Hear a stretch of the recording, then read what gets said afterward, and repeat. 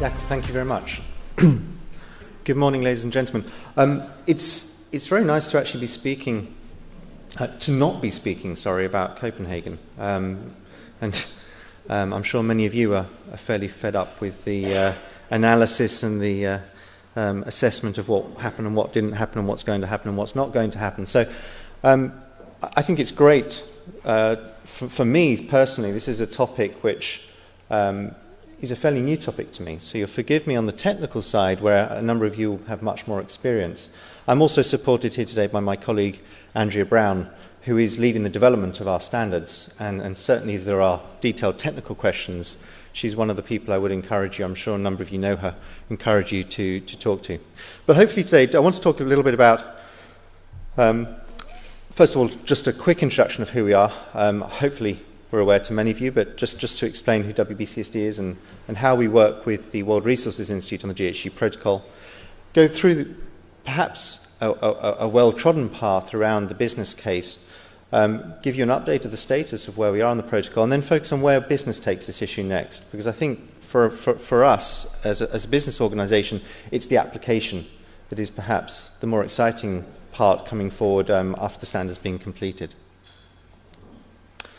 WBCSD is a coalition of about 190 companies, many of whom are here, or some of whom are here. You see a sort of representation. These are the members represented by their logos. International companies, global impact, and energy and climate is one of the issues that, of course, captures the imagination of most of those in the sustainability field. Although, of course, we're not the only organisation who address that. And what we try to do is to provide, and have been doing for 15 years, is providing leadership around key issues relating to sustainability, and particularly with the application, what it means for business to apply this. And I think there's a general trend now towards more of the implementation and action of initiatives in conjunction with the policy work, rather than just focusing on policy and theory. I think companies have moved beyond that now, and this is why I think the protocol itself is a key part of that. The initiative that we started in 1998 with WRI and led, as Jakob said, to the accounting standard, it's one of the most successful partnerships that we've had. It brings in stakeholders, again, many of you represented here, across the range, not just business, not just academia, but also governments and other standard-setting organisations, and delivered in 2001 the first accounting standards, and continues not only to roll those out, but is developing new standards, which I'll touch upon in a moment. If I briefly come to the business case, I mean, this is some, as I say, from fairly well-trodden path, and two quotations perhaps sum this up, and one from the Carbon Disclosure Project, who obviously undertake, through their work, a much more detailed assessment from a company perspective of what is happening, how much is being applied, and where the benefits lie. But also a study by A.T. Carney just recently, looking at the impact of the crisis and upon linking that to sustainability and how that's actually benefited the companies that do take a more proactive approach. In terms of a detailed assessment of what it means for our members and for companies generally, the most important aspect, of course, is identifying where your cost savings are, and the prioritization, the ability to prioritize within your supply chain, where your focus should be. It's also, of course, a risk mitigation tool, particularly as policy, whether that does come from an international level, but more importantly from a national level, places onus upon companies to start addressing their emissions. And we have a higher level discussion, as Jakob says, our focus around the international policy, around helping companies address their carbon impacts and looking at how the policy internationally impacts upon decision-making by companies. This tool is very much a complementary, or the protocol stands are very much complementary activities to help that management and prioritization and setting targets for companies. This, of course, as a number of you might be here, stakeholders providing the pressure on business, and that's something that's both welcomed, but also, in some cases, of course, it can be a negative impact and certainly feared. But the integration of carbon management into corporate responsibility or sustainable development programs is very much a key element of what we are seeing now across the board in companies. And then on the positive side, there's product differentiation, the opportunities for bringing low-emission, clean products to market, the opportunity also to address the issue of raising consumer awareness and the fact that as consumers become more aware, there is the opportunity for business growth. And part of the standards goal is to actually enable better disclosure and communication to customers and help differentiate between consumers which companies are the responsible companies, which companies are actually addressing these issues. I'll come to the issue, I'll touch on the issue, obviously, of labelling and what we mean by communication in a short while. But in terms of the need, just to recap in a way, the International Climate Agreement is unlikely to use a consumption view. I mean, consumers are not part of that negotiation. It's one of the things, we're certainly not going to bring it into the debate, but it's one of the things that's very noticeable that the consumer element is very much absent from the discussion. And yet it's very much a driver for where companies deliver their products and services. Which consequently means that you're seeing a huge growth in the number of bottom-up national, and as we can see at the back, national, regional, even company-based initiatives. I don't know whether you're aware of the recent OECD study on PCF schemes, but some of the conclusions are quite, jump out quite strongly, and again, maybe well aware to some of you. But the fact that the lack of reliance upon published methodologies, and the fact that therefore the quality of those standards and the comparability is extremely low. And also the issue of what they do cover and what's covered within the boundary conditions, what's covered within the measurement. It's a lack of standardization that you're seeing, which leads to perhaps confusion rather than necessarily information in the market, meaning that a meaningful comparison across products is very difficult. So a harmonized standard, which is what we certainly are pushing for, can help, we believe, businesses reduce their costs, create a confidence in the marketplace by providing a valid comparability, and help drive an increased quality of data.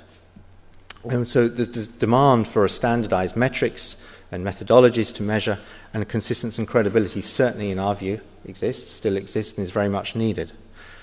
Which led to the development of the two new standards that are ongoing at the moment, the products, the life cycle analysis and the Scope 3 work. So since I think these standards were initiated sort of mid-2008 as a sort of a scoping phase, and WBCSD and WRI opted to develop the two standards in parallel, both the Scope 3 reporting standard and the product life cycle. And of course, the Scope 3 work is extremely relevant for businesses when you're looking at the supply chain and this whole drive towards sustainable value chains. The Scope 1 and Scope 2 has been well established, well understood. Scope 3, we're increasingly see companies taking their own approach to managing this, but the lack of a standardization is certainly something that we're trying to address. And it's perhaps understandably the most challenging of the standards that we've got at the moment. And I'll touch upon some of the issues that are coming through the road testing. The product standard, the life cycle standard, the primary goal is around public disclosure, which certainly will support business goals. Again, it's covering some of the points in the business case, but allows identification of where opportunities for emissions reductions are, supply chain, performance tracking of products, and in the Scope 3 also supply chain engagement. But in both standards, the engagement with suppliers is actually one of the critical benefits that can be gained from this approach.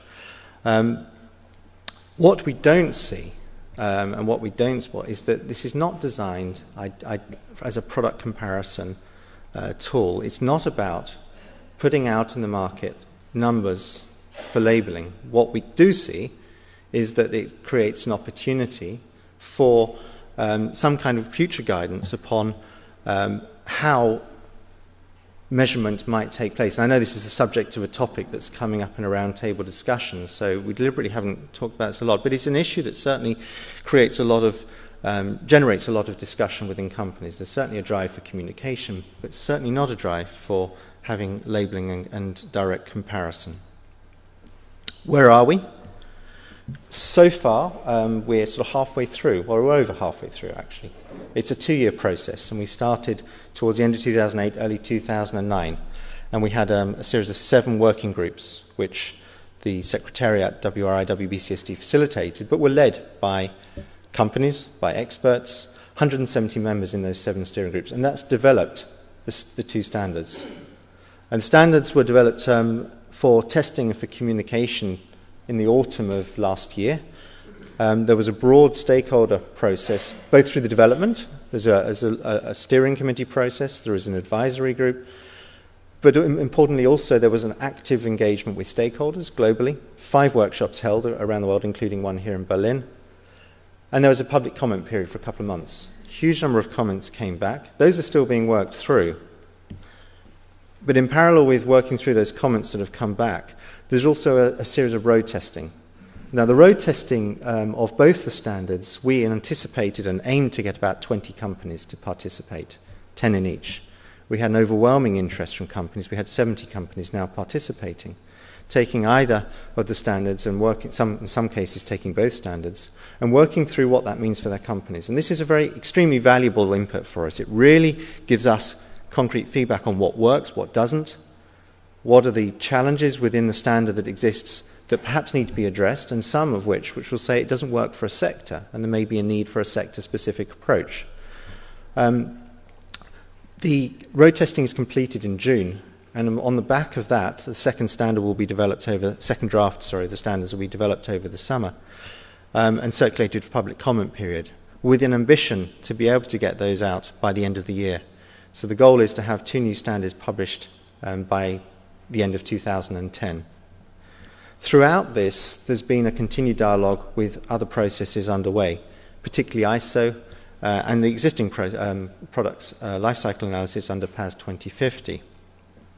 And this is an important part of what we're trying to do, a recognition that having multiple standards is perhaps unavoidable, but having harmonisation wherever possible is the goal. And we've worked very closely with both the UK government under PAS 2050 and the ISO organisations on the development of their new standards and guidelines. And at the moment, both processes are both in time aligned, but also in terms of the general approach. There is a good alignment between the 2 processes. And we hope that this will mean that the harmonisation that is important will exist, and that's the intention from all parties, and it's a very good working relationship. And there is room in the marketplace for more than one methodology. We certainly don't aspire to be the only methodology on the market. Just quickly, and I'm not going to go into the details of these because this isn't the intention, but three issues that have started to come up out of the road testing, perhaps unsurprisingly. Boundary requirements is one of the big issues that we face, particularly on the Scope 3 report. And the boundary requirements, which set measurement at 80% of your supply chain and your Scope 3 reporting, is being challenged by a number of companies. Why 80%? If 80, why not 100? If you only set 80, does that lead to companies taking a less than maximal approach? Those issues will continue to be discussed throughout the road testing period. We will need to come to a conclusion with the help of the stakeholder forums, the steering committee. That's one of the crunchy issues. Primary data collection is another one. At the moment, there's not a requirement for primary data collection. And this is an interesting one about principles. If you rely purely on secondary data collection, that excludes the role of really engaging with your suppliers in your supply chain. And one of the values of this is actually that engagement, the nature of actually pushing your suppliers to both analyse and report their own supply chains and their own activities. So the value of having primary data is the inclusiveness. Of course, that's offset by the accuracy, and there are many who believe that secondary data sources are more consistent, more comparable, and in some cases more accurate, taking out some of the biases that may exist. So there's a debate to be had there, and one of the issues is probably around how much it's again, perhaps not about coming up with an absolute recommendation, but about trying to have a standard which encourages the engagement, but also says this isn't intended to be a comparable report, but it's intended to help what you are doing within your own processes, and therefore whichever helps you most, at least report what you're doing, have transparency in why you're doing it and how you're doing it. And the third issue is around carbon storage. Now, I'm not going to go into that issue. I know it's a hot topic at the moment, and maybe some others will bring it up. We had a discussion last night over dinner. And DSM, who I know are speaking later, have some very active and strong views, which is part of that debate, and maybe that will come up as a topic. But those are three issues, among others, but three of the issues that really have come up as key issues for many companies. So finally, from theory to practice, what's it mean to us? I think the first thing to say is 3 points I want to make. The first one is around communication. Our focus has very much been on the technical elements to date. And even in the 10 years that we've been working with WRI, I think the area, I wouldn't say that we've failed at, but the area we haven't concentrated on so much is how to make this issue, live across companies outside of the technical sphere of life cycle analysis or emissions measurement. I don't come from a technical background, as you can probably tell, but I do come from a background in business of supporting business decision making and supporting the strategic and tactical decisions that business make. I don't apologise, although I'm slightly embarrassed about the fact that before I came to WBCSD, I had not heard of the GHG protocol. I don't think I'm unique in many companies and even our member companies.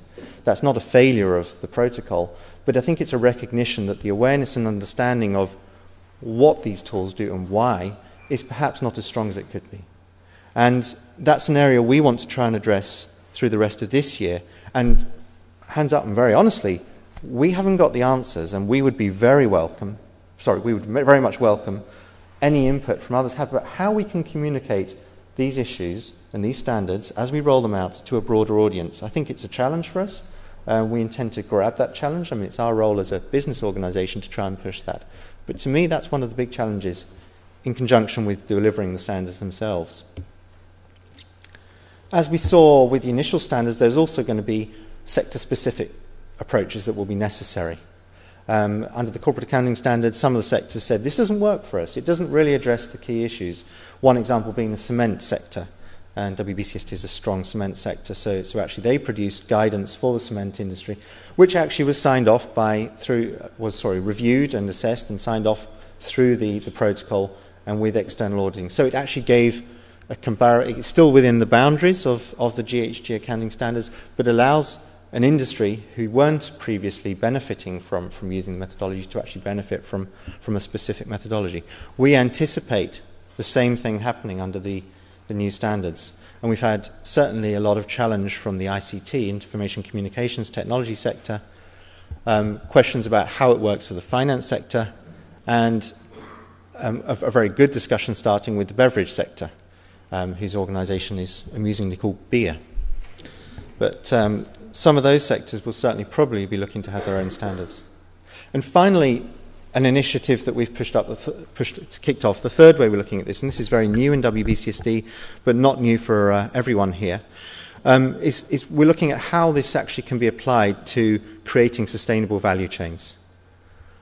I'm not going to go through that diagram, it's purely a bit of art, but the value chain definition, I think, is a way to, the issue of how you look at the whole of your life cycle assessment, your scope 3 work, and how it actually, at each element, there is a value added to it, and how we can actually address some of the challenges there. And if you look at the business case, and this is the business case for FMCG, the fast-moving consumer goods sector, which is the sector in WBCSD that has initiated this, the opportunity is in that expanding middle class, which, as you can all see and probably expect, in particularly the developing world, China and India.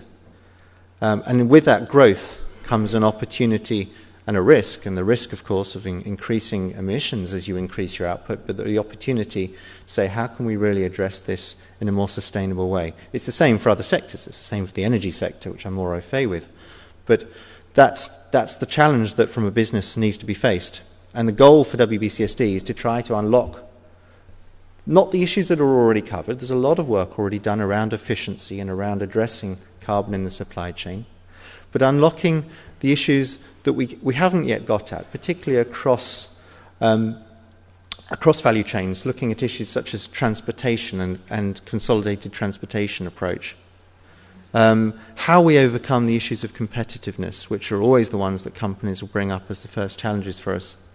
And the other interesting issue is, can we develop a reward system for first movers? Because there is often a reluctance to take that first step, stick your head above the parapet.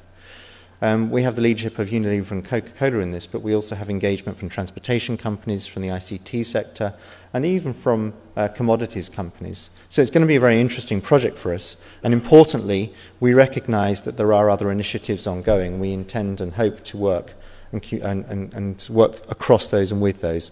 And I think the Sustainable Consumption Institute is talking tomorrow. I'm not sure whether they're here today, but that's one of the institutes that obviously has done a bit of work around this, and a very valuable report, and we hope to build on the sort of work that's already out there with our members.